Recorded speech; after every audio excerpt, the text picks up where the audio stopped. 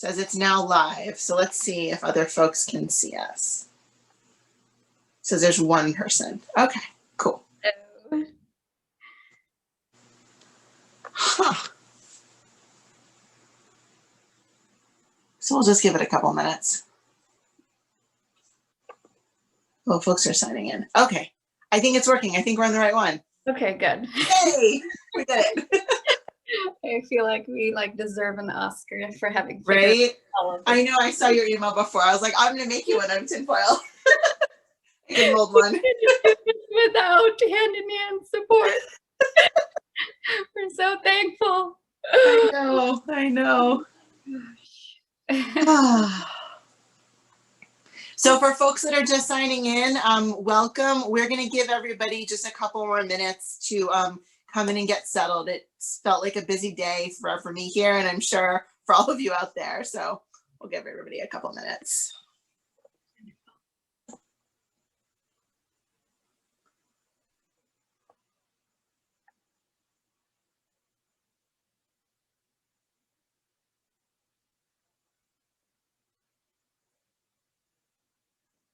Okay. Cool. Wonderful. Well, Lauren, I wonder if as we're waiting for a couple of more minutes as people trickle in, I wonder if we could perhaps invite folks who are here to use the chat box. And thank you, Raj. I see your message here. I'm glad you're here. Maybe we can open up and invite everyone to share something from your childhood or from your life right now as a parent, a favorite game or a particular kind of play that you really enjoy with your children. And Lauren, I'm curious about you. What is something that's a household favorite or a personal favorite for you? So for me, the thread runs through. One of the things that I like to do when I was young is something that my kiddo and I really like to do together. I've got a 5-year-old, and one of the things that we love to do to play is we like to sort of do gymnastics tricks, or I don't know that any professional gymnast would call them gymnastics tricks, but we call them gymnastics tricks. One of our favorites is where she climbs up onto my shoulders and I hold her knees really tight, and then she falls all the way backwards and we freak her dad out. And he's like, oh my God. And then we just do it over and over, and he just acts really worried and surprised and can't believe she can do it. And then she has a big laugh about it. So we love to do that. Yeah, I enjoyed stuff like that as a kid, and I like being the person that's doing the holding now as a parent. It's really fun. Oh, that is so sweet. Yeah. How about you? I feel like our favorite games have evolved, but there's one game that we've played for years, and it's still like a really big favorite for my 9-year-old, and it's this pizza game or burrito game. We kind of interchange. Where he enjoys like being the burrito or the pizza, and I'm gonna like put different toppings on him and really like butter him up, or pep him up and do all sorts of fun things, and then I would bake him or put him in the oven, and I would have time, so I'd need to take a nap, and I'd be really excited to have my meal after my nap, and I'd get up from my nap, and then, oh my gosh, where's my burrito? It's kind of disappeared. And we go around, just chasing. I have to go chase the burrito because it's running away from me, and it's just hilarious. And then he would do it to me, and he has a blast. Cool. Oh, that sounds so fun. Yeah. That sounds so lovely. I want to check out the chat. I want to see what folks are sharing here. Are people talking about coloring? Oh, me too. I'm big into coloring. Mm-hmm. Somebody in Seattle dancing to high energy music. Us too. Building forts. I need to work on my fort building skills. Got folks here with some older kids, 10-year-olds and 12-year-olds. That's so great to see, because those bigger kids need play too. So we'll share some ideas that also work with the bigger ones.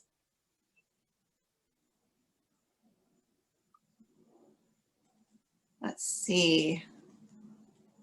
Freeze tag.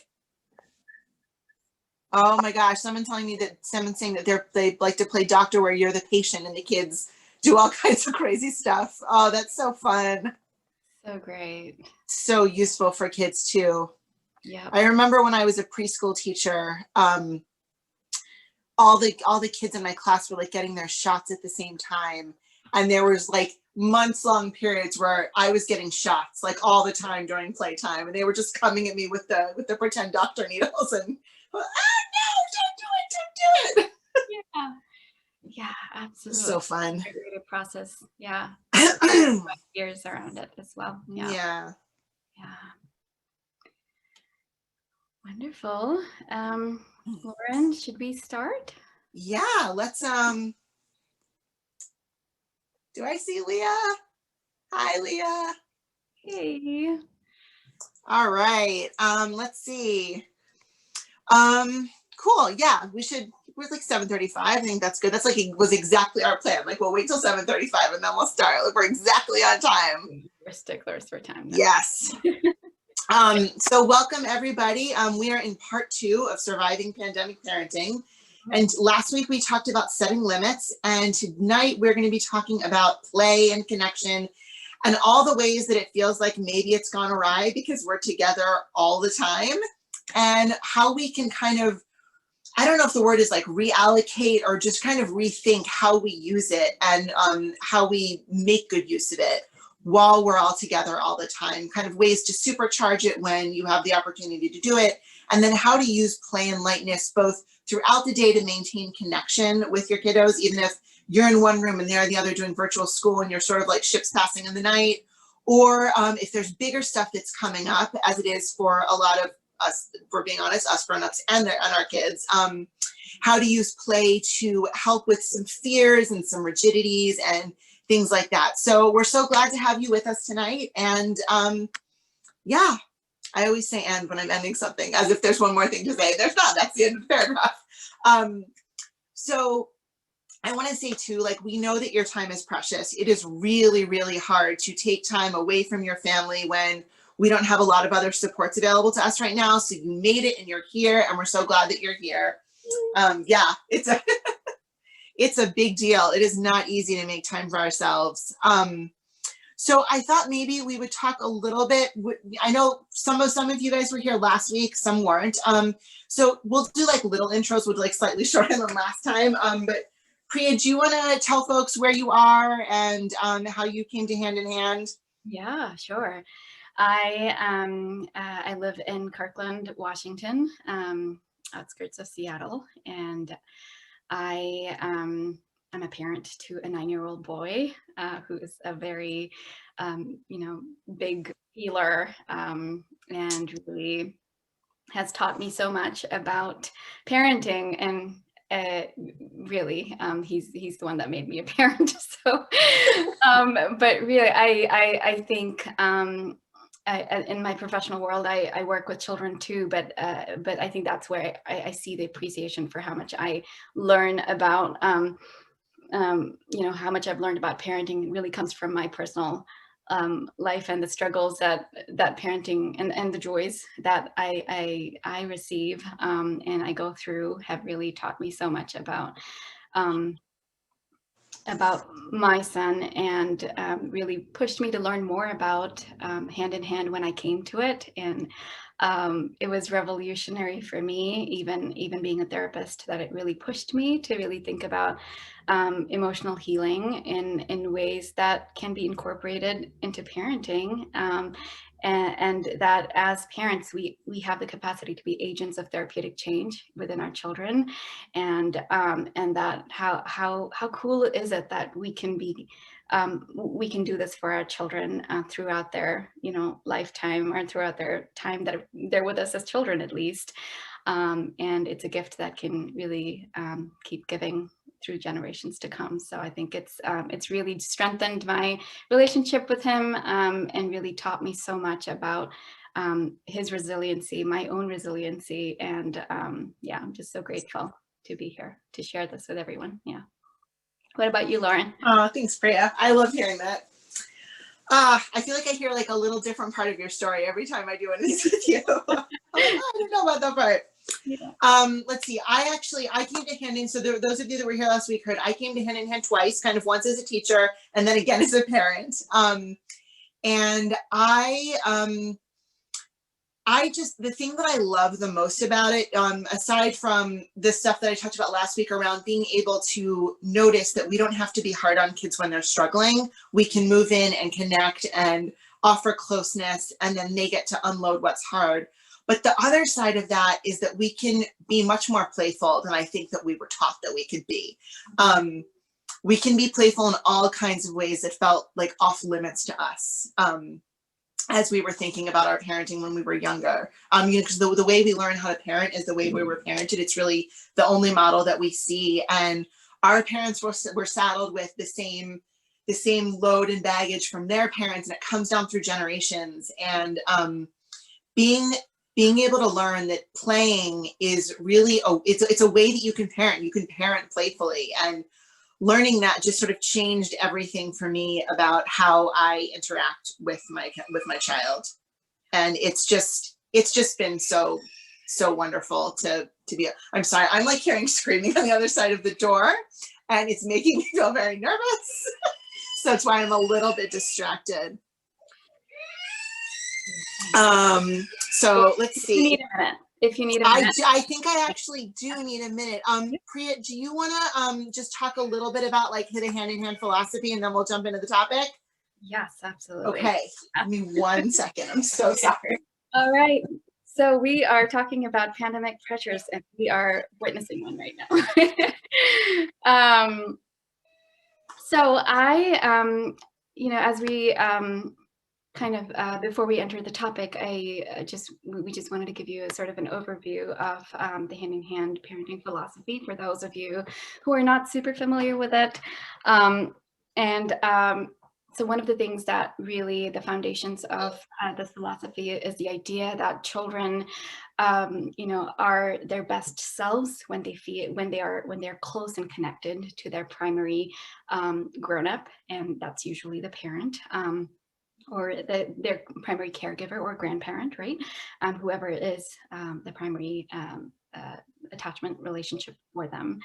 And really connection is really everything, is key for allowing children to be their best selves. When a child is feeling connected to their grown-up, that they can really, be flexible, be generous, have a good night's sleep, be more cooperative, be more, kind.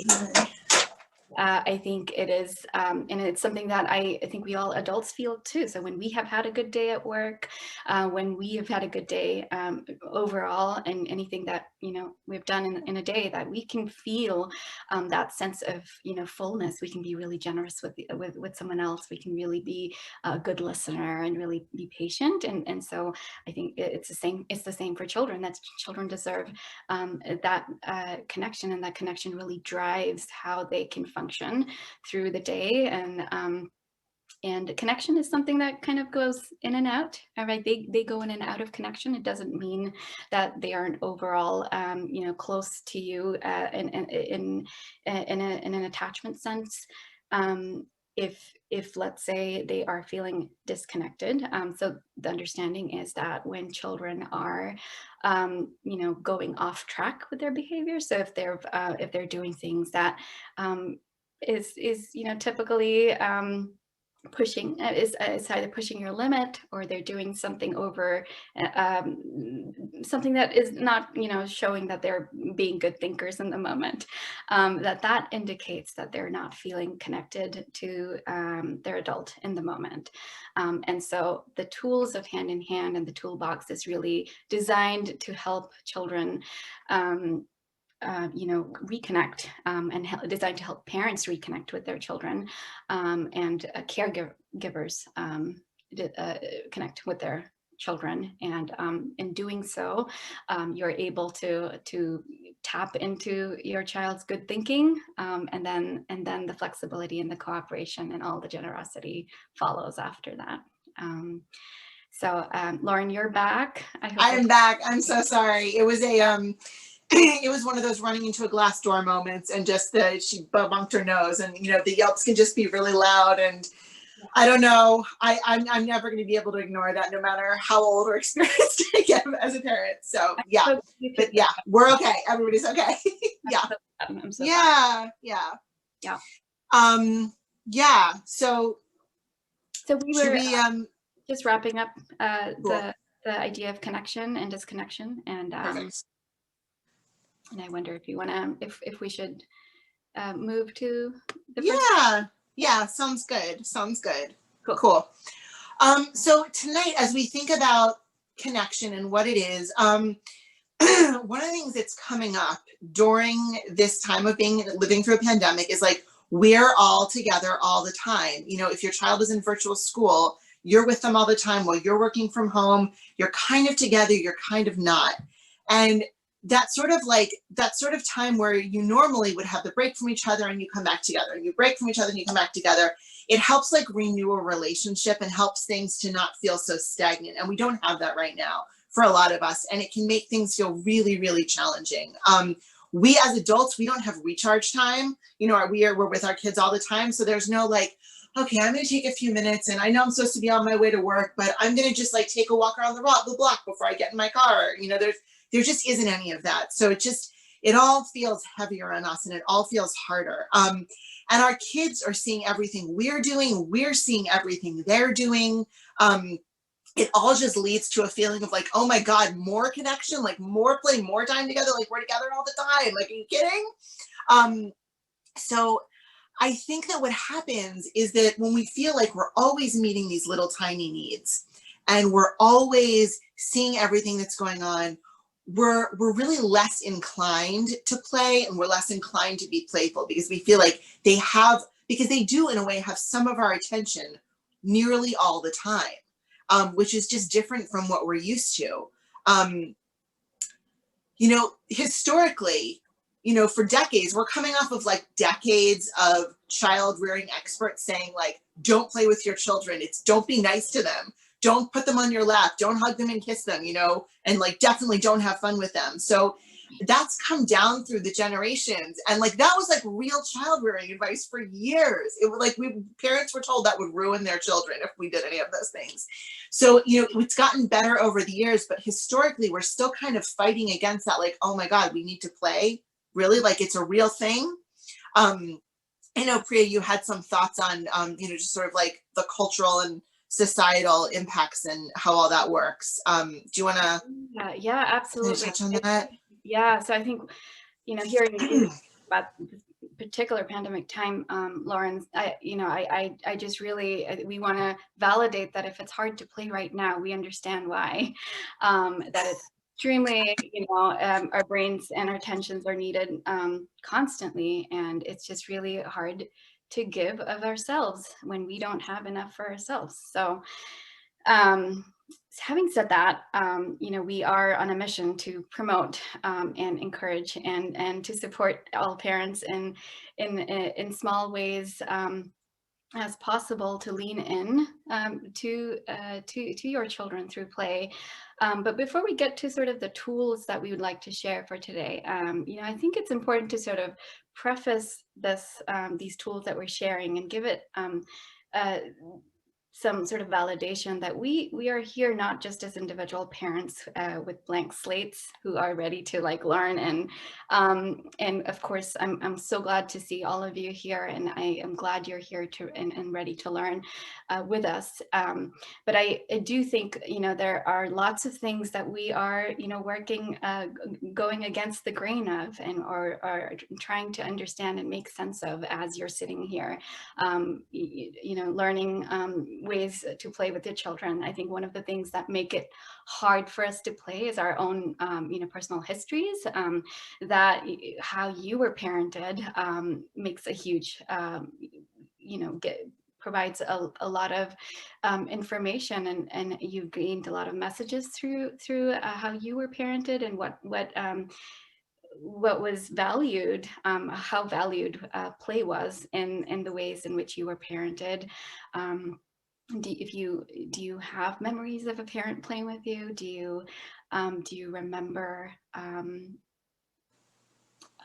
you know, what were your like primary feelings of play as you were children? Was it one of exclusion or one of inclusion?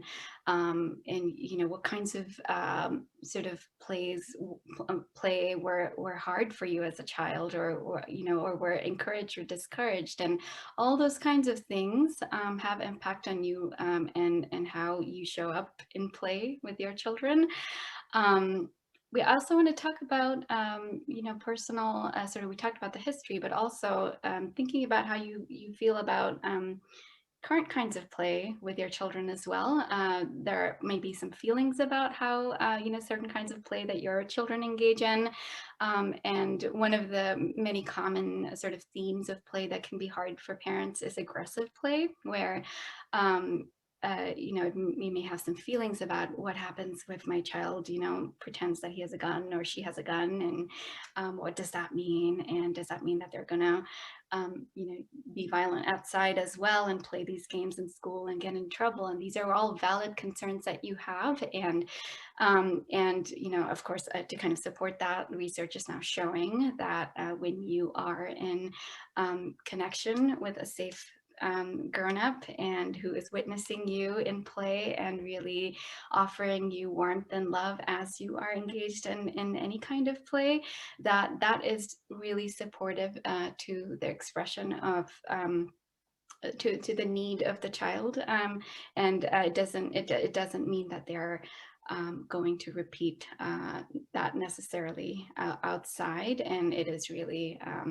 you know, a therapeutic way of helping children express their needs. And we will go more into those aspects of needs and how that can be supported through play.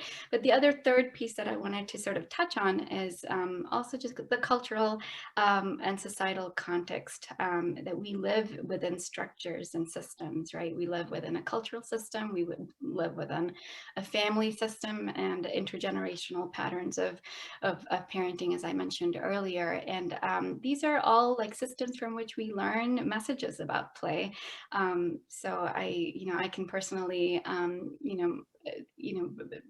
share that, you know, coming from the East Indian culture myself, that one of the messages I received, and this is not to place blame or shame on anyone in my culture, in my family at all, that this is sort of a way of thinking that I grew up with, that, you know, play was accepted, and it's seen as something really essential for children until they enter the school system. And so once that happens, academic learning and development becomes a real big focus. And I'm certainly making a blanket statement here for a whole, you know, culture here, but we all have different, you know, unique values in different, you know, systems and in different families. And so I think there is definitely movement and more learning as we are getting more understanding about brain science and the benefits of play, and how it is so critical that play be something that we encourage not only in childhood, but also you know, throughout. And I think adults, as adults, we need play in our lives too. Balance us, to make us flexible and be creative, and for all the reasons that why it's beneficial for children, it's beneficial for us as adults as well. Yeah. It's so easy to forget that. You know, we get so mired in our like adult lives, and especially right now, a lot of us are playing multiple roles, and we can start to feel really tired, and it can feel really exhausting. It can be like one more thing we just don't have the energy for. But thinking about connection, I want to just talk a little bit about sort of how the brain works with regards to connection, so we can sort of understand why these play requests or invitations or things that don't really look like invitations, but actually are coming from our children, what's actually happening. So inside our brain is our limbic system. It's a part of our brain that reads social cues and senses safety. And that part of our brain is totally fully developed when we're born. You know, you see like babies scanning. It's a thing that we all do from the time that we're born. We're out there, we're looking for connection. You know, who's noticing me? Who's willing to make contact with me? Who's going to take care of me? Who's going to protect me? And it's part of our self-preservation system. It's good for that to always be scanning. It's like a little beacon. It's like doo, doo, doo, doo, doo, doo. And we're just looking all the time, and it's part of what keeps us safe. You know, it's really clear to us, even from the time we're very small, who's available and who's not. I recently saw a home video of a friend of mine who has sort of a very rigid father, and she was with her grandparents and her dad, and she's doing something, and her dad started to say something like, oh, you know, like, don't do that, blah, blah. And she runs away from her dad, and she just goes and plonks down on her grandma's lap. You know, she knew like who's available for me, really. And it's not to say her dad's a bad guy, just he was not a playful person, and she was being very exuberant and silly and playful, and it just didn't land right with him. It didn't feel good to him. And she went right over to her grandmother. You know, she knew who was available, and those kinds of instincts are awake in us all the time. Yeah. So when our children make bids for connection like that, they're looking to pull us in and to be connected. So it's just like useful to know that, because just to know that it's always working and it's always going. Sometimes it can help us in like tough moments to reframe you know, if like maybe your child like throws a sock at your head and then runs out the door. They're not, you know, they're not being terrible. It's a way to say, can you play with me? And it can make us feel very annoyed in the moment because our attention is pulled in so many ways. But it's just another way that they're asking us to play with them. So I think should we start sort of do like the 3 separate sections where we talk about the sort of play and lightness throughout the day? Should we start there? Yeah, let's go ahead. Okay. So like we were saying earlier, one of these things that can happen right now when we're all home all the time is the interactions are constant, but they're not necessarily light and playful. And one of the things that you can do is understand that because play builds warm connection, and it helps us build our sense of feeling connected, using playfulness, even in your small interactions, can actually really help kind of stretch that feeling of connection, as we need to sort of do more by ourselves and ask our children to do more by themselves. So things like finding a way to connect in like a 10-minute break your child has during virtual school, and seeing if maybe you can line up your work time so that you can take a break too and really go into deep connection with them, or do something goofy and silly with them, so that they can sort of function a little longer in this weird virtual school environment that we're in right now. Even though the kids are with their teachers and they probably know kids in their class, it doesn't have the same weight for them as being somewhere in person where they're feeling connected and they're feeling like someone sees them and knows them and understands them. So they're just going to be needing that more. And for kids who have additional struggles beyond just like that, this is hard, it can be even more necessary. Children for whom just the screen feels hard, or who have learning differences, or who have attentional differences, anything like that, this stuff can really go a long way. One of the things I wanted to tell you about was a time when I got to do this. This was a long time ago. This was actually before the pandemic happened. Back long ago when I was a teacher, and we had I was teaching 3-year-olds, 3 turning 4. A lot of them were already 4. We had a 4-year-old in the class, and it was nap time. And he had been just really not able to nap anymore. He couldn't make use of the time to rest. And he had grown very, very bored. He would do things like chuck his shoe across the room while the kids were sleeping. And it really wasn't working well to have him in the room while everyone was resting. So the school did a thing where they had the awake room, and a teacher would come and they would pick up all the kids who weren't napping and take them somewhere to do a project, go outside and play. And this day, this teacher came and picked up this little guy, and they went outside to play.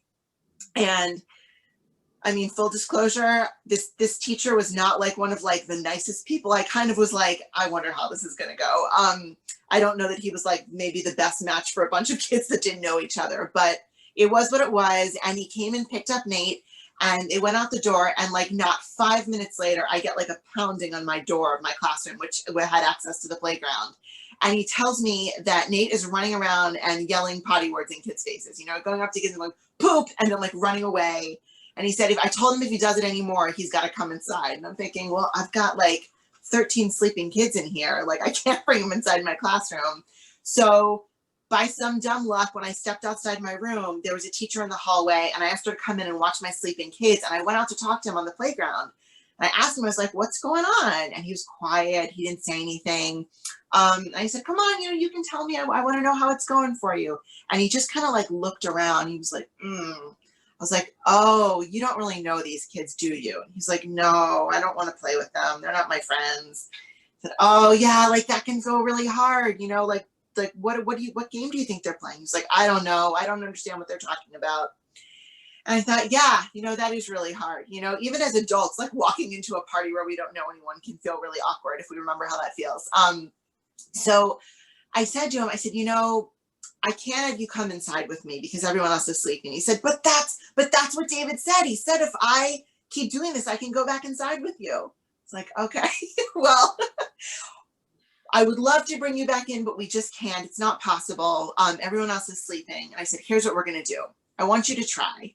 You know, I hear that it's hard. I want you to try. If you start to feel really uncomfortable and like really like you don't want to do it, you come and you tap on the window and you make the goofiest face you can make. And then I'll make one back. He said, okay. I said, really? He's like, really, any face, like any face you want. You know, kids like to like pull down their eyes and like show you the insides of their eyelids, and it's so gross. So he said, okay, all right, I'll try. So I sent him back out, and I said to David, I was like, he's going to be okay. He's going to be fine. Don't worry about it.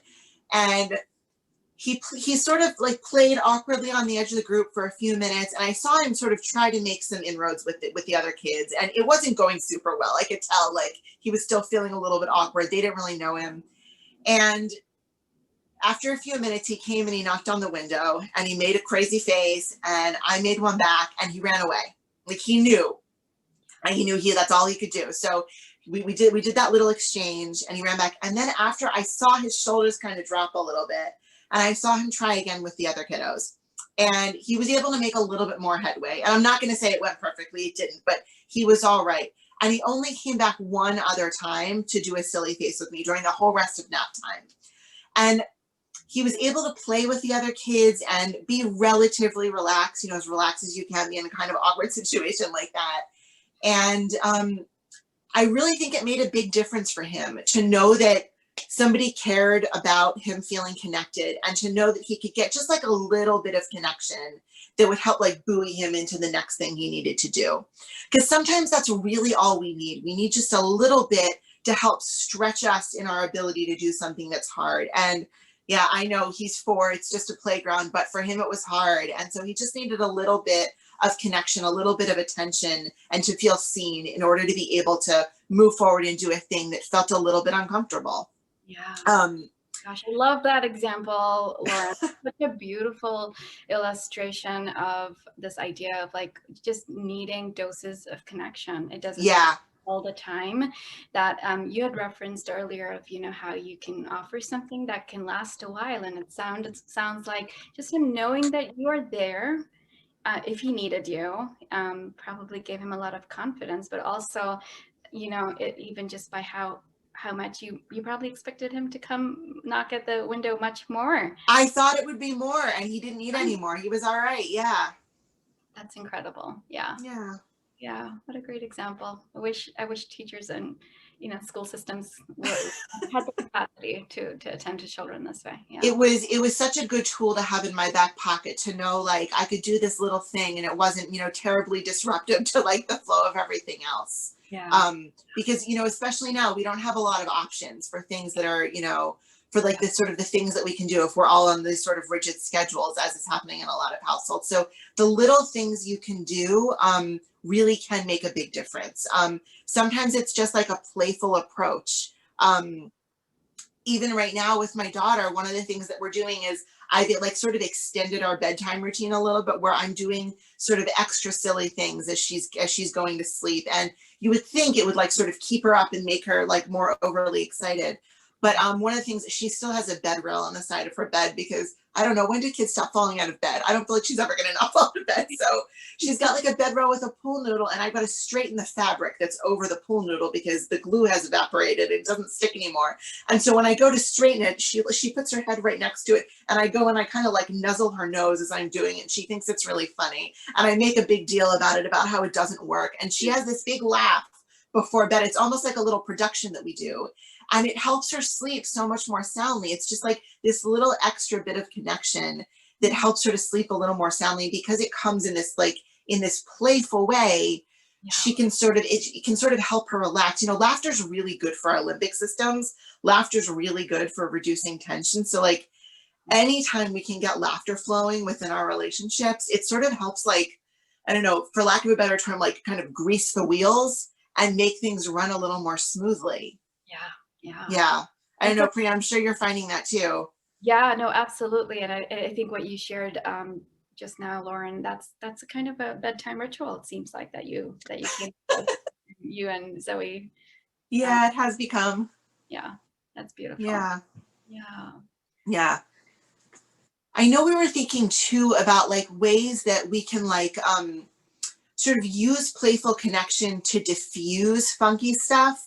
Like, I don't know how many of you guys are seeing some extra attitude cropping up in your kids. I know you have some. Are you seeing that? You've got a 9-year-old. It sounds like he's right on time, right? Not at all. What are some ways that you've been able to, oh, wait, sorry, before I ask you that, I'm seeing a few folks putting stuff into the chat, and also I saw a hand raise. There's a Q&A box. I'm so sorry, I didn't say this earlier. There's a Q&A box. So once we're done, we are going to spend some time answering those questions. So if something comes up for you that you're wondering about, pop it into the Q&A box so we'll see it. We'll also scan the chat, but we're going to look at the Q&A first. So if you can get it into there, then we'll be able to answer your question at the end, so that you don't have to like hold on to it in your brain the whole time, and you can just put it there and forget it. That would be great. We would appreciate you copying any questions that you might have in the chat there for us. So it's all there. Yes, that would be cool. So sorry, I didn't mean to derail us, but thinking about like play as it helps us work around or respond to things like backtalk and attitude. Your kiddo's a little older. Do you want to talk a little bit more about that? We're just not quite there. Yeah, no, absolutely. I think, it's been a huge, source of like, it's a learning experience, been a learning experience for me, because I've seen different kinds of phases, different over my child's, growth so far. And I think attitude has been one of those, big pet peeves for me, and it has, and I think it's true for a lot of parents, and I'm not the only one out there, thankfully. But I've learned that, I've learned to sort of really think about and detangle the sort of meaning of attitude, and what that, whether that really does mean disrespect, as I've, learned as a child, that was equivalent to disrespect as I grew up. But I think it was important for me to sort of reframe that, and to think about attitude difficulties as another off-track behavior, another way for your child to signal that they're having a hard time, for your child to say that they're feeling disconnected from you and need some connection. And it's quite it is not intuitive. It's counterintuitive to kind of take that approach and to really consciously see our children's attitude difficulties as pleas for connection or play. I've learned, depending on what sort of accompanies the attitude, I've learned to play with some of that, right? One is, it's important for me to keep my attitude towards his attitude in check. So I want So yeah, I really have to summon all the visualizations or all the sort of restriction processes, or directive redirecting processes that I've come up with that help me. Sometimes I visualize just this image of my sweet boy when he was just born and how lovely he was, and imagine superimposing that image on a child. That's so lovely. Yeah. And that just gives me a little bit more like a pull towards the love that I do have for him, and really helps me relax a bit. And yeah, so I think sometimes it's hard to actually play with that, but but to lean in and to sometimes even ruffle their hair, or just give them a little kiss, or touch, and have been ways that have really helped, because once he receives the message that, oh, you're not really mad at me, because part of them, and oftentimes this is true for my son, that when he is giving me attitude, part of him knows that he's not being nice to me. So sometimes we worry that, oh my God, look at the nerve that our children have to talk to us like this. But that, they are empathetic beings. They will, feel that, and how powerful it is for us as parents to have that realization that we can pour in love into a space that feels hard, and that can really meet their need, and they can come through it. And it's an experience, and when you if you haven't tried this, I would encourage you to give this a try in any small way that feels doable for you. And I think also, speaking about attitude, we'll talk about listening partnerships again later, Lauren, in this talk, but I just want to quickly make a plug that a lot about this attitude dealing has been, has gone to my listening partners wherever I've had another listening partner. To listen to my feelings about the hard things that come up in my parenting. And so that has really been helpful for me to have a place to vent about my feelings of how dare my child talk to me like this. And then that gives me now the flexibility to play with that a little bit more the next time. Yeah. So it makes an enormous difference. Just an enormous difference, because we come saddled with so much. Yes. We're not impermeable. If our child hurls like an icky insult at us, if we don't have anybody that we feel like is supporting us, it can go right to our heart and make us feel terrible and angry. And so, yeah, it's just such an important piece of it. Yeah. When we talk about this kind of play, we have a name for it at Hand in Hand, and we call it play listening.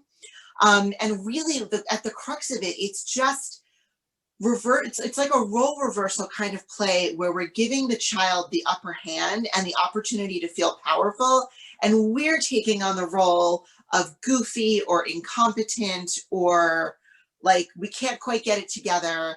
And it helps them to sort of not only feel their own power, which is really important for them being able to enjoy independent play. If they don't feel powerful, they're not going to be able to really make good use of time without you next to them.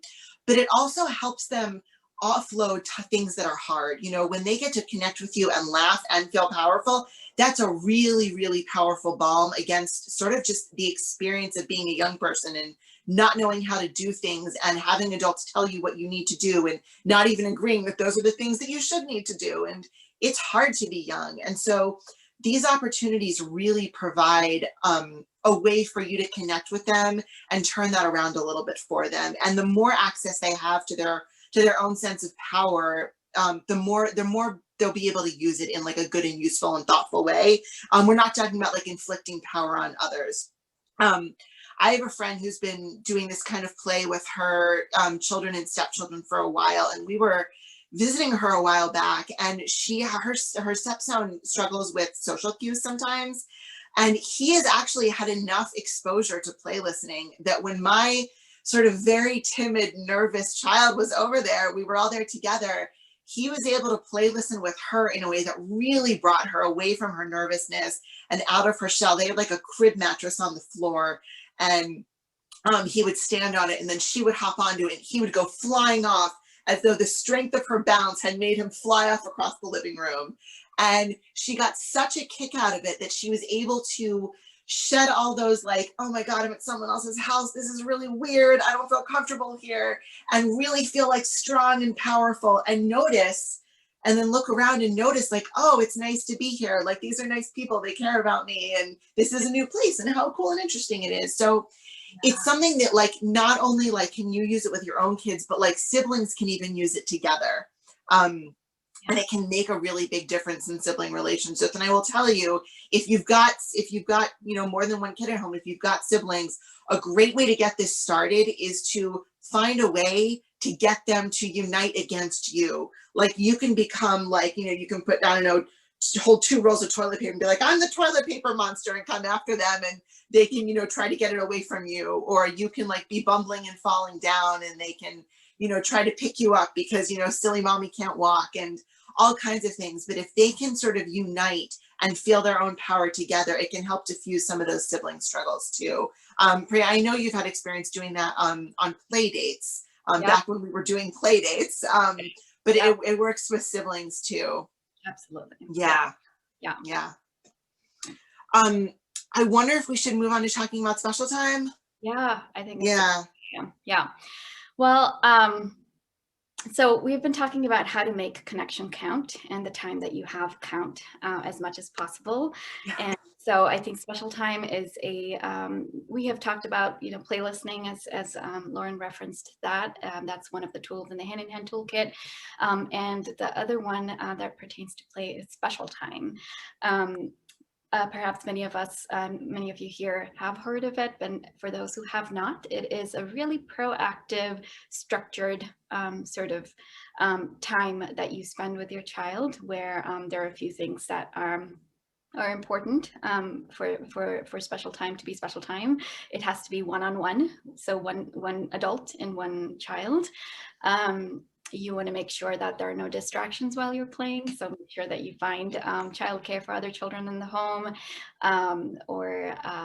make no interruptions, possible. So put your phone away, make sure nothing's cooking on the stove, and so you can completely give your undivided attention to your child in the moment.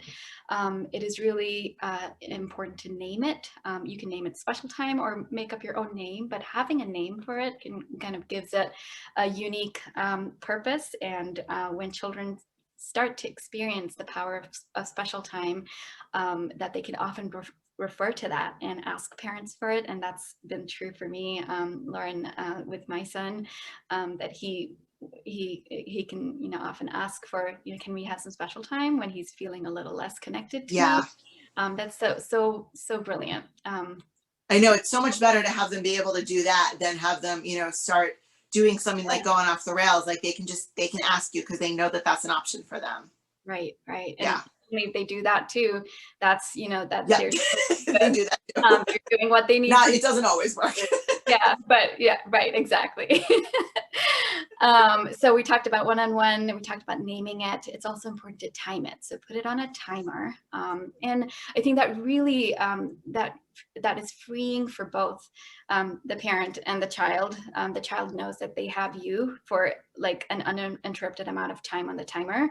And as a parent, you know that you can like give your 100% attention and not worry about other things until the timer goes off. And you also know it's not unlimited, so you don't have to be there for 2 hours playing. And that gives you the confidence that, okay, I can do this for 10 minutes, Absolutely. And it is recommended by Hand in Hand to pick any time. You can do it any time between 2 minutes and 60 minutes. I think going beyond an hour can make it physically hard with bathroom breaks needed and other natural things and interruptions. So I think I've done 20-minute special times, but I've also done 2-minute special times with my son, and that's I just love the flexibility of this model. And the last most important part of this process is the process of play. is really child-led. So this is the kind of time that you set aside where you as a parent or a caregiver don't set the agenda for what is to be played with or how the rules are supposed to look. Your child decides. You just get to tell them, you know, I'm so excited to be here with you, and you get to pick what you'd like to do with me. And just sort of let that go and see where they go with it. Of course, you get to be the safety patrol person, right? You get to be in charge of safety, and certainly you may need to set limits as part of that. But lesser the limits, the better, because that affords more freedom for children to be in the lead and really feel their power as they're. And you can often find a way to like modify for safety too. You know, like if they're wanting to jump off the bed and you don't want them to, maybe you can find some couch cushions that you can put against the wall so they won't get hurt. There's often like, if we're thinking, well, there's often ways we can find to modify for safety, because we really do want to make it like as much of like a yes time as we can. Absolutely. Yeah. Yeah. And so like during this time as a parent or caregiver, you would really not have answers to the biggest, you know, questions. And, you know, you really want to give them the sense of power and confidence that they have the answers. And so, and also they get to change the rules in the middle of the games, and they get to decide they're winning, even if they're losing, and you play along with it. And your job really is to delight in your child's capacity to come up with anything that they come up with in special time. So that is, I love, Lauren, I love what Patty says about special time, that it is a vitamin pill for your child's emotional well-being. Totally true. Yeah. You know, it is something that you offer proactively. So let's say if you're not feeling well, you would still take your vitamin pill, because in fact, when you're not feeling well, it's probably even more important that you're taking the vitamin pill. Can be restored to better health. And so thinking about, you know, your child's emotional, you know, just emotions and how they've been in the day. If they've not had a super awesome day, it's even more critical that you provide special time, and really any amount of time where how much and where you do it is really up to you when you do it, and also how much time to do it for is really up to you. You get to decide that, and the rest is up to your child. So having talked about special time, I keep saying special playtime because that's another term I use. But really, I love the flexibility that you can use it spontaneously, you know, as and when your day is going. You may find that, oh, my child is feeling a little bit off track, or I see the signs that kind of tells me that something's brewing, and maybe offering 3 minutes of special time can really support them right now. And this is especially true, you know, one of the sort of pandemic happenings is that when we're in like doing work, you know, oftentimes we're interrupted by our children needing something from us, right? And when you notice that just the interruptions keep happening because, you know, you've told them that you've got to work, you have a meeting right now, why can't they just listen, right? But no, they're gonna knock again and knock again and knock again, and that third time they knock might be a good, or perhaps even the second time, that you might notice that, okay, so it seems like it's hard for them to really hear what I'm trying to say and internalize it because they're not feeling that, you know, sustained connection that we talked about earlier, Lauren, that they're needing a little bit of a boost of connection to sustain them through this meeting of yours. So you might take, if you can, you know, put your boss on hold, put your team on hold for like 3 minutes and just say, I'll be right back. Which you could totally do if like you had to go to the bathroom. So absolutely. Yeah. Absolutely. Or you could just fake it. You could say you need a restroom break and just go Yep. do special time with your child. Don't tell your boss that you have watched our webinar. Yeah.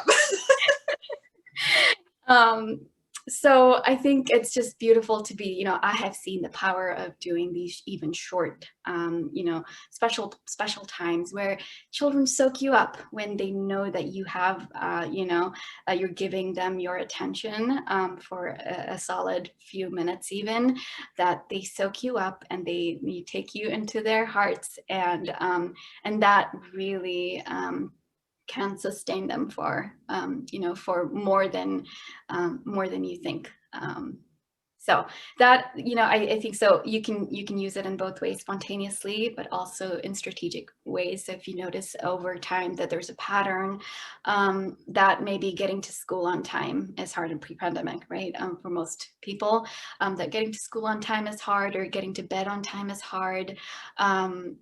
That, you might decide that, all right, let's try a little bit of special time before some of these, any of these transitions, or if there's a pattern that before something happens, let's see, how this works. And so you might, put your good thinking to use and come up with a plan ahead of time.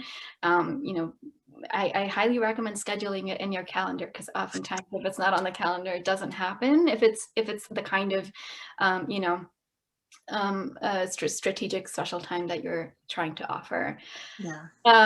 And so I think like there are many like purposes and benefits of special time. One is to really smooth the way, to really decrease rigidities that you see in your child, to build more cooperation, and a good example is getting to school on time, getting to bed on time.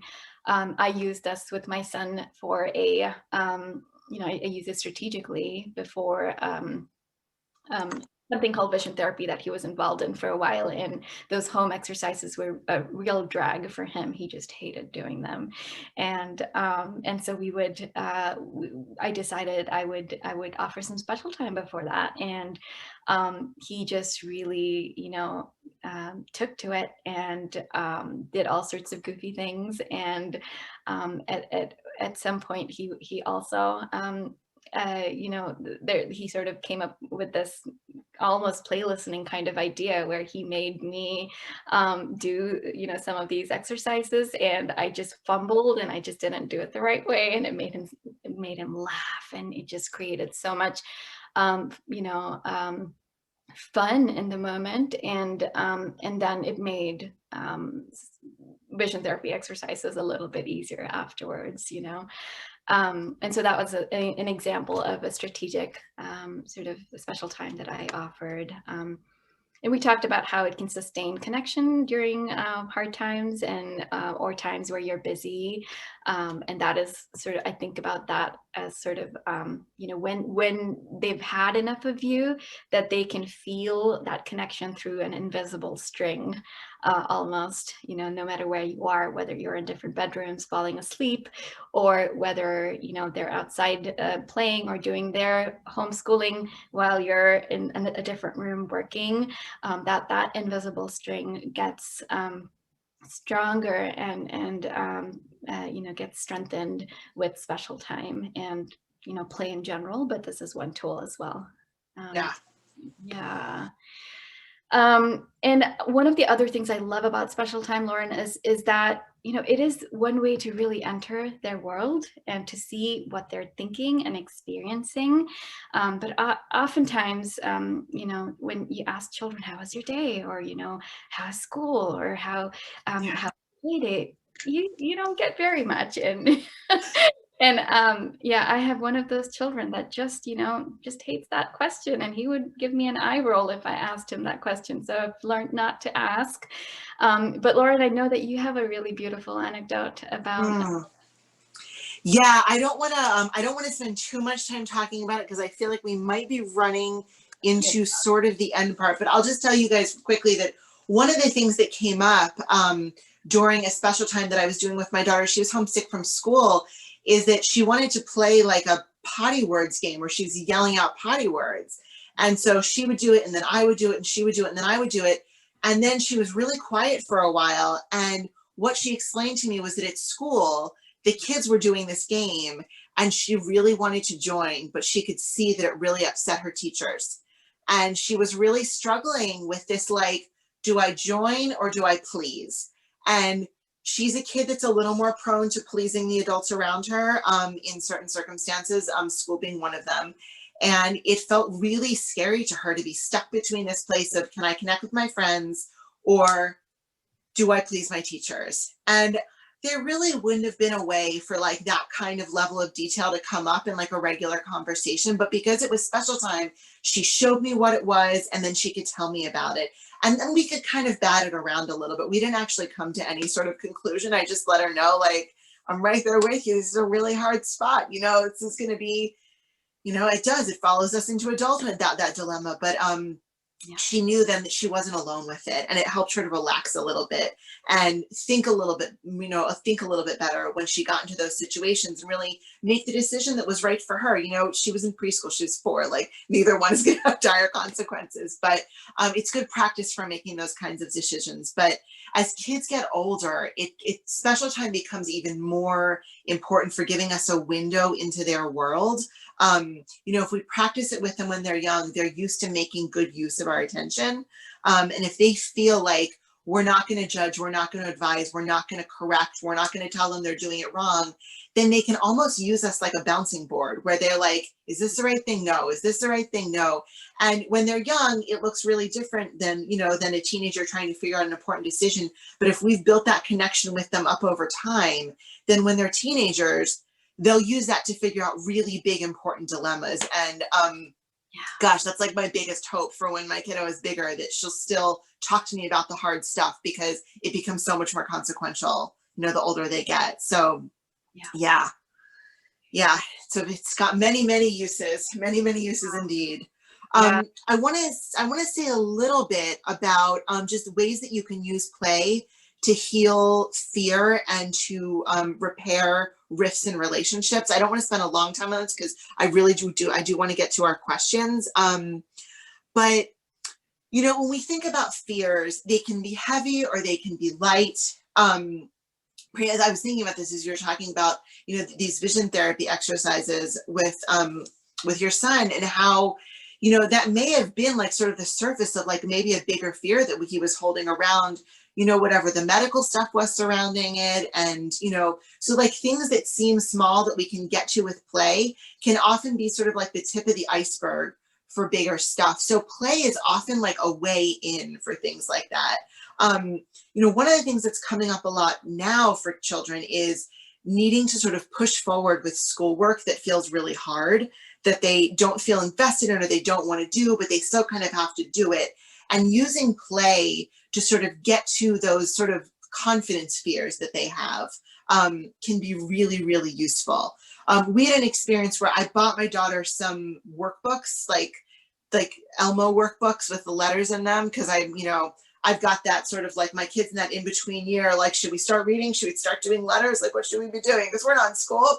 And I really wanted her to do them. She really didn't want to do them. And she asked us to play this, what she calls the mummy game, with her. And it's where one of us parents gets covered in a blanket and we bumble. We're like, I'm going to get you. And her and the other parent, so in this case, I was on a blanket, and her and her dad were throwing pillows at me while I was under the blanket.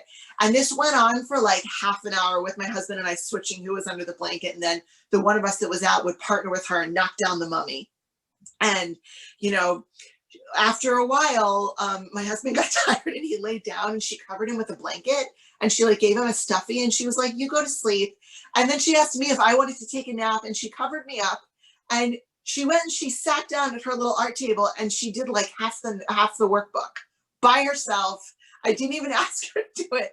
And it was like there was some sort of confidence and fear that she couldn't make sense of, and she couldn't make her way towards doing this thing that was a little bit of a challenge. And it can really be where you're working with something that's totally not connected to the thing that your child's struggling with. It can be a completely other thing, and you can still make really good use of play and, bumbling to work on stuff that's bigger, and let them feel their power, so that they can go attack something that they need, that they really sort of need that sort of powerful confidence for. And those things can look totally unrelated.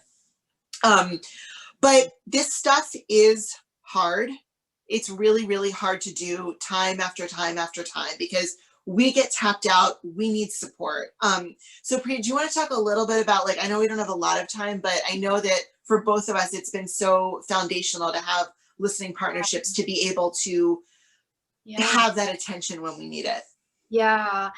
I think I'll be brief as possible. I think we've referenced listening partnerships before, but we cannot emphasize this enough. I think in being able to sustain our play, day to day, in being able to work through our triggers, and being able to like make sense of our own childhoods and figure out why certain kinds of plays are hard for us, and why yeah, why we have to learn to play when we haven't had the opportunity, or we didn't have the opportunity to be played, or to play as a child, and that just feels so unfair. And all these feelings need a place and need a warm listener, to affirm your goodness throughout all of this, and build your confidence that that you can do this, you know. And I think this has been super important to me, and I've accessed listening partnerships. For those of you who don't know about listening partnerships, that's another tool in the toolbox for Hand in Hand, where you are encouraged to find another parent, another caregiver who can be who can be a good listener to you, and who would be interested in trying this new way of supporting one another, and being able to share and vent, as a way to sort of clear your stuckness that's bubbling behind the scenes of parenting. And when that has been cleared, just like we say, you know, the emotional junk of for the child, when that has a place to go, and we talked about this last week, Lauren, that their thinking becomes better. And just like that, for us parents too, we need a place for our sort of emotional junk to be taken care of, so that our brains can feel fully integrated, and that we can connect back to our good thinking and make good decisions about what our children need from us, and give the best that we can give to our children. So I you know, have at moments really gone to my listening partner, or different partners, to be able to say, you know, I just cannot play with this. You know, this has been really, really hard for me. And I had a hard, challenging situation a couple of years ago, where I'm just trying to figure out like how to help my son. I just couldn't figure it out. You know, in the moment, all I could think was, I just can't do this. Like, this feels too hard. And I don't know what's happening for me. Like, I don't know what my feelings are about this, and I need to vent so I can clear that. And then once I was able to do that, I was able to figure a solution out for this particular challenge. And it really worked, and I was able to be more playful. I was able to then you know, my child was able to see that I'm not so uptight about this, that that then he began to relax, and then eventually the off-track behavior resolved itself. You know, it's sometimes it can feel like magic. You know, that's just amazing to me, that play has so many benefits and so much power to shift, you know, and to bring children to the right, you know, track when they go off track, that they know how to do this themselves, that we don't have to, you know, lecturing is not going to get there. As much as we so true. to give them that lecture. And I've done this myself, and stopped myself in the middle and said that he's not hearing it, so what's the point? But that's when, you know, when I feel lectury, I know that I'm feeling stuck, and I'm not feeling flexible to play, and I need my listening partner so I can let them, not at my child. So Yeah. so and yeah, sometimes you give that whole lecture to your listening partner. that's right. And it really helps, you know, because maybe you just need to get it out, and then they'll hear it instead of your kid, and then you can really notice what's going on with your child. Absolutely. It helps so much. Yeah. It helps so much. Yeah. And you know, the other thing is that play is really rejuvenating too for us. You know, I found that there's times when I can't get a listening partnership because no one's available, and sometimes some play with my child will help me remember my sort of like Priya, like what you were saying earlier, like it helps you remember that feeling of love you have for them, and helps you to feel more reconnected. It's not a long-term solution, but sometimes it can bring us into our more like sort of primal selves, where we, you know, kind of, we want to play, we want to bustle, we want to have fun, we want to be silly. And it helps us remember that about ourselves, and it helps us see our goodness in our child and in ourselves a little sooner than if we had, you know, just said, you know, I can't right now, I just can't. And we think maybe, I don't know, maybe a cup of coffee is going to make us feel better, or maybe some chocolate's going to make us feel better, or whatever it is. And sometimes just that reconnecting with our child helps so much. It's so true. So Yeah. The yeah, last thing like we want to also share with all of you is that, you know, special time is not just for children, it's for adults too. It can be such a great way to feel that, you know, to feel special yourself and to have that opportunity to play. So what this would look like is if you found another adult, and during pandemic time, if you're living with a partner, that you ask to do some special time with them, and you offer some special time back, maybe that you could really use that time for where you get to be in the lead. You can ask for some really silly kind of play, or you can ask to do to get a massage, and they got to massage you, you know. Ask for what you need, and ask for what will make you laugh. Go into play that you feel would really energize you. There's so many ways to use your special time to rejuvenate and you know, energize you and bring you back to your good thinking. it's true. It's Well, true. yay. Yeah.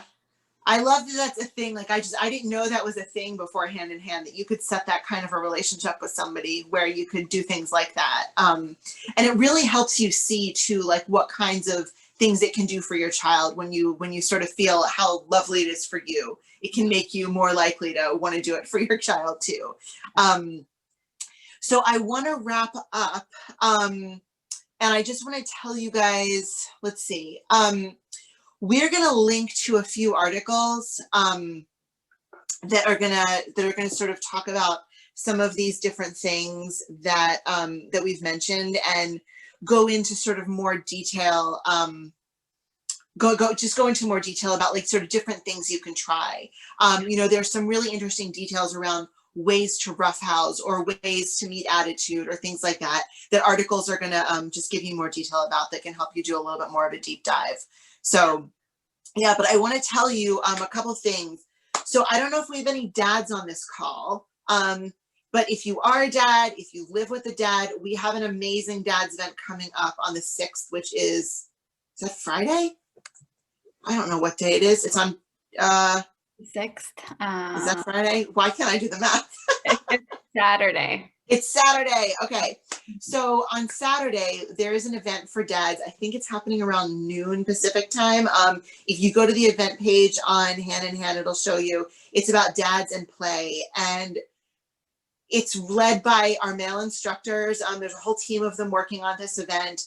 Guys, dads get edged out of the parenting space. It's at 1 p.m. Yay. Thank you. Thanks, Whitney.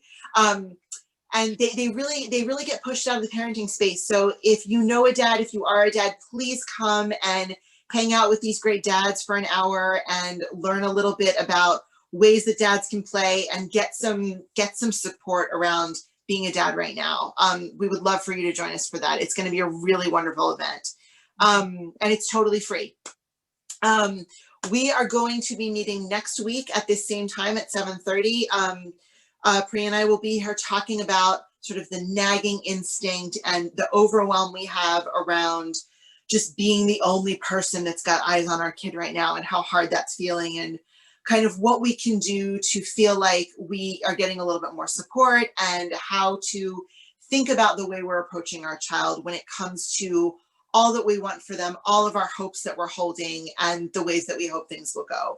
So we hope you'll join us next week. We'll talk a lot more about listening partnerships if you are interested in details around that, and around different ways you can use the tools to sort of figure out how to interact in a way with your young one that will not feel so like you're on top of them. I know I notice it in myself, and I'm sure you all are noticing it in yourselves. We're just so used to having so much more support as we're raising kiddos, and we're sort of like all kind of in these little silos right now. So that should help with that. And then lastly, Priya, do you want to tell everybody about our class coming up? Yes, we have.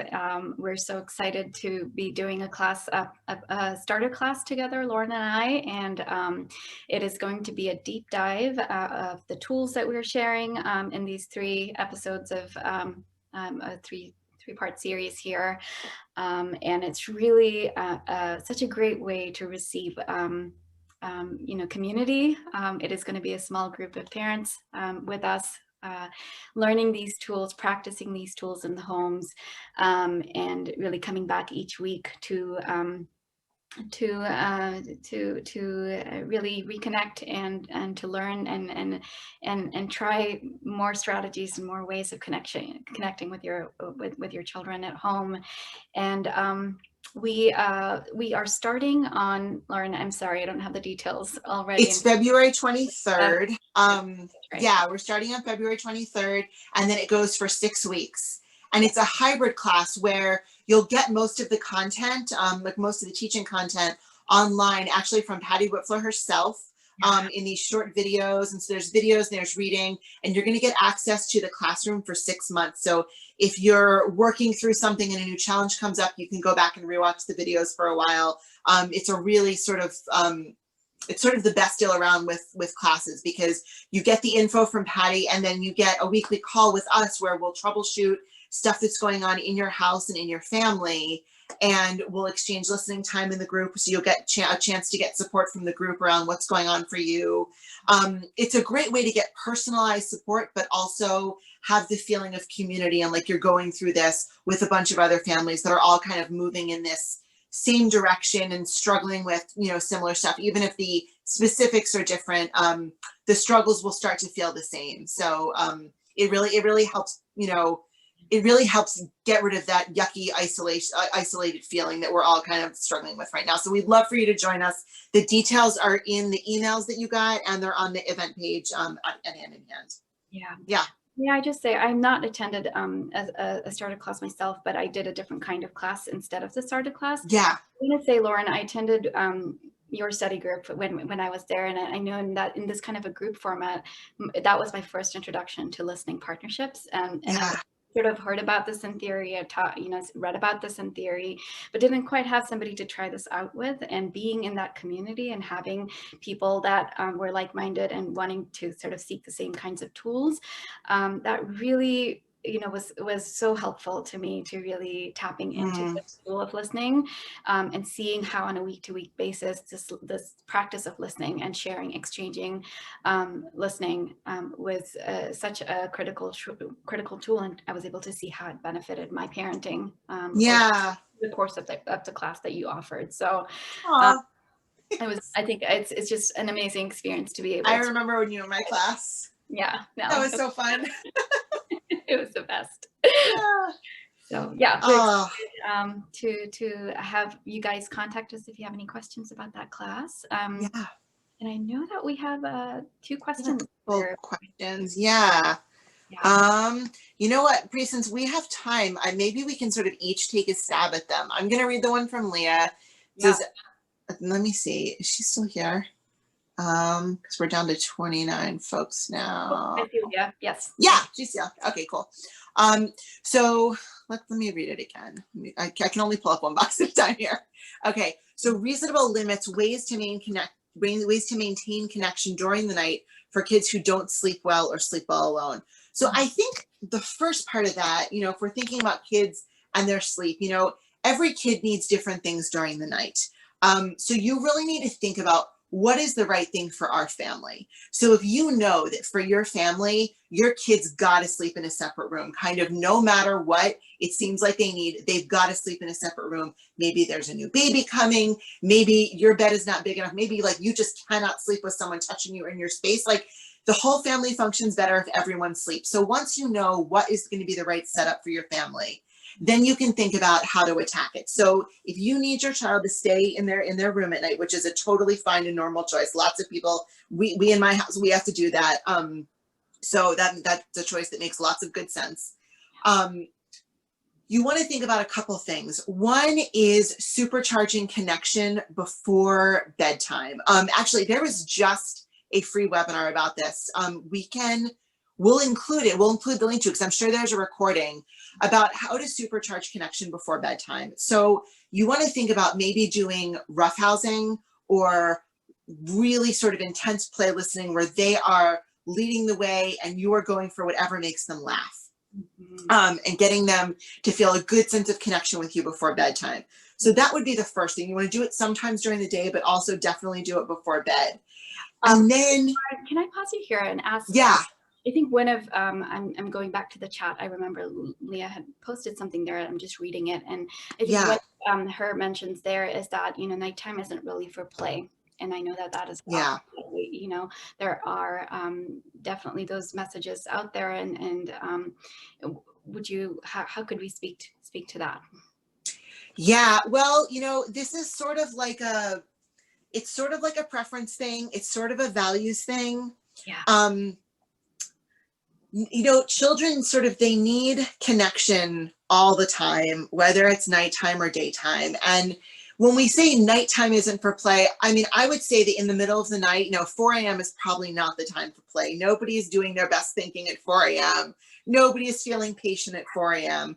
So I wouldn't say that you know, when your child wakes in the night is the time for play, but definitely before bed is an excellent time for play.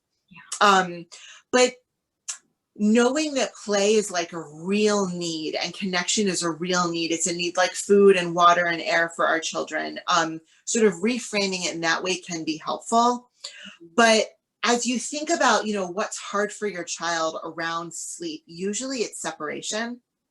I know that for some people there's other things at play. If there's medical stuff going on, there can be bigger fears there, or if there's, you know, physical discomforts happening, that's like a little bit of a unique situation where things can feel a little bit different. But so thinking about like, what are the needs that your child has during the night, and meeting them before bedtime with play is really, really helpful. And then offering the limit around, and now it's time for bed. Once you've sort of greased the wheels with play is what I would suggest. There's a really good article called Helping Young Children Sleep that sort of outlines the process. But what you'll do is you'll put in all that good energy around play. And then when you meet your first bit of resistance, you'll hold that limit that it's time for bed, it's time to sleep, and I'm right here with you while it's hard. You don't want to say, I'll listen until you fall asleep. I think that might still be in the article, because that sort of gives the child an incentive to not fall asleep. But you want to just tell them you'll stay with them while it's hard. But whatever limit you're holding, whether it's, I'm not going to sit in the bed with you, but I'll sit next to the bed, but I'll be with you while it's hard. You're allowing them the space to offload what's really challenging, whether it's fear, you know, usually with separation, it's fear. Sometimes they're working on something that's old, that's from when they were younger, you know, a time when they were overpowered or felt really powerless, or maybe they were worried that they weren't going to survive. And separating from you can bring that into very, very clear focus for them. And they can work their way through that with your kind and loving attention. And you want to sort of find that distance from them that helps them to access those feelings, but not shut all the way down. So you don't want to sort of go so close that they can, I don't know, I have a child that buries her head in my shoulder so she doesn't have to feel her feelings. So you want to create enough space that they can access the feelings and offload them, but not so much space that they go all the way into that fear again, and that they can't make use of your attention. And a good policy for nighttime stuff is to listen to the very first upset during nighttime. You know, you set a warm and loving limit, which is, you can sleep in your own bed. I know that you're safe there. You know, I know that your room is very safe. I know it's hard to be away from us. We all need to sleep. I'll help you while it's hard. And you listen to that first night waking until they fall back asleep. Then if they wake up again, do whatever you need to do so that everyone can sleep. Whether that's bringing them into your bed, whether that's giving them a bottle, with whatever that is, you do that thing that helps everyone get back to sleep as quickly as possible. Because if you're up doing that multiple times during the night, you're not going to be any good the next day, or maybe like me for like a few days after. So yeah, you want to offer the connection, set the warm limit, listen the first time, and then the priority is sleep. And over time, what that does is it gives them space to work through what's hard and to let it go, so that they're able to notice that they're okay in their room, and their room is safe, and their bed is lovely, and that mommy's next door and mommy loves you and everything is going to be okay. But they can't notice that if they're full of fear. So giving them multiple opportunities to work through that fear is what's going to ultimately lead you to having a peaceful night. It takes, I mean, I've known parents, the process has taken a few months, but you can absolutely get there. The key is sort of modulating it so that you are in good enough shape. Yeah. So don't feel the need to like overdo it at any point. Any listening you do, it's cumulative. So any listening you do helps unlock and help your child offload some of the hurt and some of the fear that was there. And if you need to backtrack so that everyone can sleep and everyone can just kind of manage, that's fine. You're not undoing anything that you did. Mhm. Yeah. Priya, do you have anything to add to that? Because I feel like I can see your brain working. No, it's not. I just feel like, yeah, I'm just getting, it's an appreciation that I'm just feeling that, yeah, this is a big project. Sleeping is a really hard struggle to deal with for parents, right? And I'm also looking at Katie's question next, and kind of related to sleep too. So I want to maybe read that and Yes. sort of tie both of these questions together as well. And Katie says, is it okay to say mommy is tired and I just can't play right now? If not, what would you recommend? They always want to play right before bed, and that's so when I am least likely to want to play. Help. And your girls are 4 and 6. Yeah, yeah. So I think coming back to Lauren, what you had mentioned is, there are times when you are, play more playful than others, and the nighttime is the hardest time to play for. We're like done parenting. We're Yeah. like, I'm done parenting for the day. Yeah. Like, Didn't you get the memo? Like 9 p.m. is done. Like I'm like up. I put in my time card. I'm done now. Yeah. That would be nice if they got the Oh memo. man, right? Awesome. But the reality is, I think I really appreciate what you shared, Lauren, because I think the hand in hands philosophy is that children have a hard time falling asleep because fears hold them back. And you talked beautifully about, how to address those fears through limit setting. And we talked about limit setting a little bit last week. So for those of you that missed that, you can go read that or watch that, but also we'll link to another cool webinar that talks specifically about sleep issues. But I want to say, with regards to setting limits around play, absolutely. If you're feeling so tired that it's hard for you to play, you get to let your kids know that, yeah, it's mommy's just too tired and it's just hard to play right now. But I wonder, if when your body is feeling tired, is there a part of your body, is there a part of you that could play? Maybe your pinky finger, maybe your little toe. I love this. Just like thinking about play in small doses and in really creative ways. They don't have to be such big wrestle matches and pillow fights all the time. That even when you're so dead tired, that perhaps even a silly word can make them giggle, and or just a little rhyme, or I know, Lauren, you'd shared at one point that you mix up words to a favorite song that you have that you love to share with Zoe, and I thought that was so sweet. And I think when you're feeling tired, is there a song that you can pull up in your mind and make up the silliest words to the song so that your body's getting some rest, but you can still connect with your child through play, right?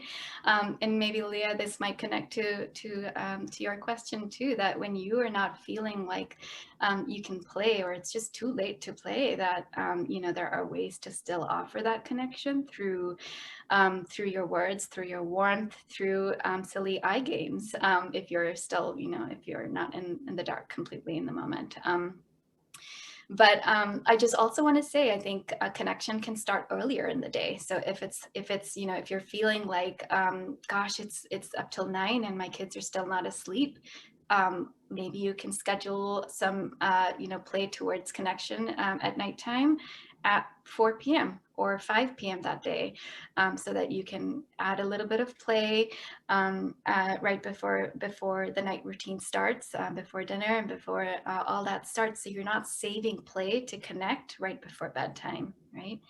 And so there are certainly, I think a lot, there are so many creative ways to sort of approach this. But I hope these were helpful. And Yeah, Priya, that actually makes me think of, there's an article on the website. I think it's called Games for Parents Who Are Too Tired to Play. is that right? And Okay. it's a collection of games that different instructors have come up with.